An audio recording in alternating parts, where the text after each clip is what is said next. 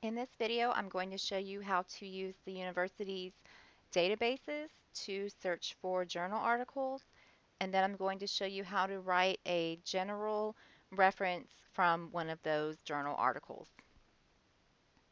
So here I am at the Ohio University Library homepage. First thing I'm going to do is go to databases, and because I'm interested in educational research, my database of choice is ERIC. So I type in ERIC.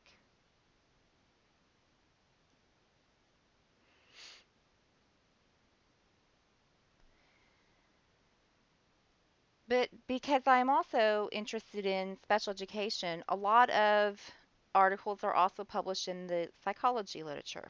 So I want to also search additional databases. So I go to Choose Databases, and here are a list of some other databases that I can pick. So I will pick PsycInfo. There are also some additional education ones.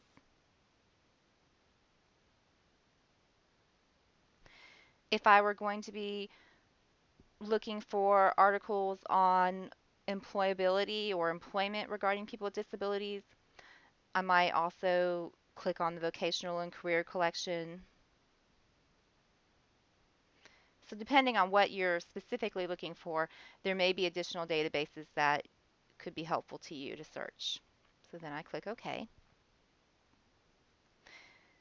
Let's say I want to look up articles on transition for people who have autism. So I will search for transition. I could put autism and do a search, and then I could do another search of transition and autistic. But because I want to maximize my time, I'm going to use the wildcard feature. And that means I will use the base part of the word and put an asterisk at the end of it.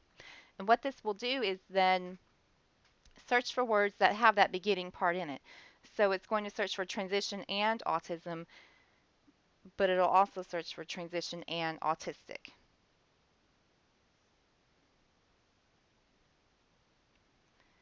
All right, so here are my results.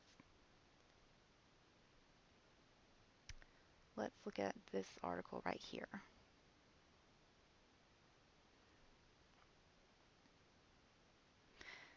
Now, if I were going to write a reference for this, I'm going to show you how to set up your document, first of all, for writing in the APA style. I need to change my font to Times New Roman. I can keep the point at 12. I want to make sure that my margins are 1 inch, and they are set on the 1 inch already. I also want to make sure that my spacing is 2 lines, so I set that. References is centered, it is not bolded.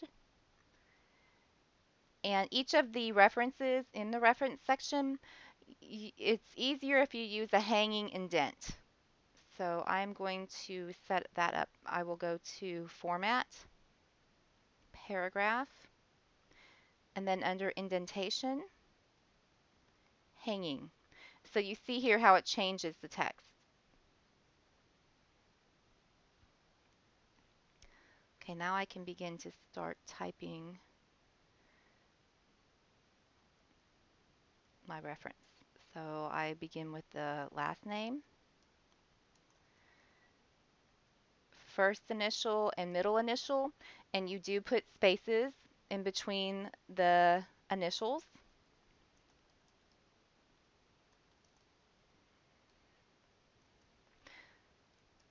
There is a comma space before the ampersand.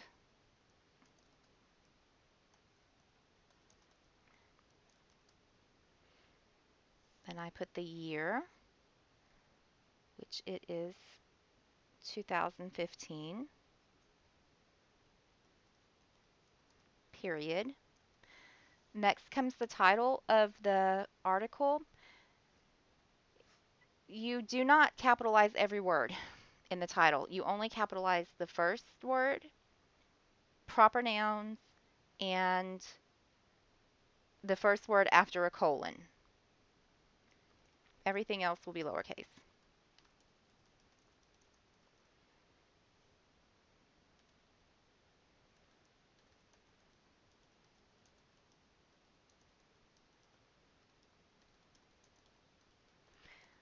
There's also no need to capitalize autism or autism spectrum disorder.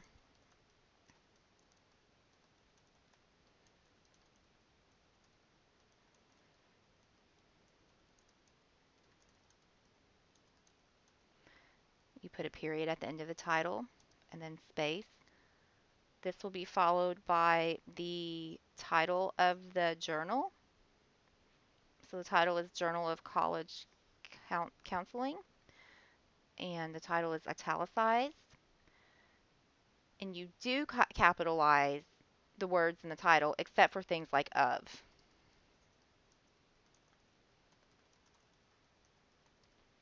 This is followed by a comma. And then the volume number. So it is volume 18. Some journals also have issues. So during a volume will usually be for over a year. Within the year they'll have multiple issues. If they do have issues, the only time that you would put the issue number would be as if they started each issue brand new with page 1. So in this case, let's pretend that this was issue 3, and you see that this is on page 175.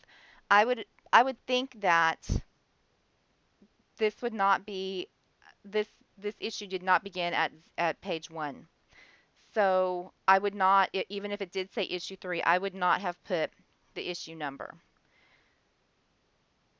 If it does begin at page 1 for each issue, so like issue 1, say issue 1 went from page 1 to page 150, and then issue 2 also went from page 1 to 140. In that situation, you would put the issue number. And if you did have an issue, this is what it would look like. You would take it off of italics and you would put it in parentheses, and that would be followed by a comma. But this one does not have an issue, so we're not going to do that. Okay. After the volume number, then you take it off of italics and you put the page numbers. You don't put PP or P or anything like that. You just strictly put the numbers. So it is 175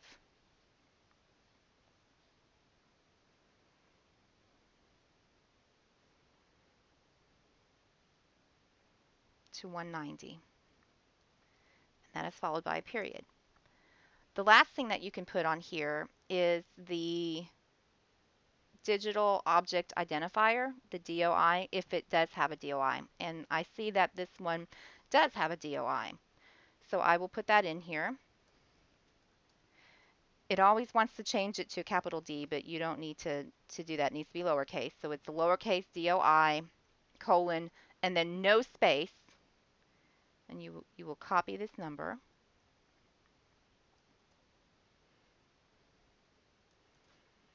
Now it messed everything up, so I want to just keep my text like that. Okay. So, and it put a space in there. That is how you would do the DOI, and you would not put a period at the end of it.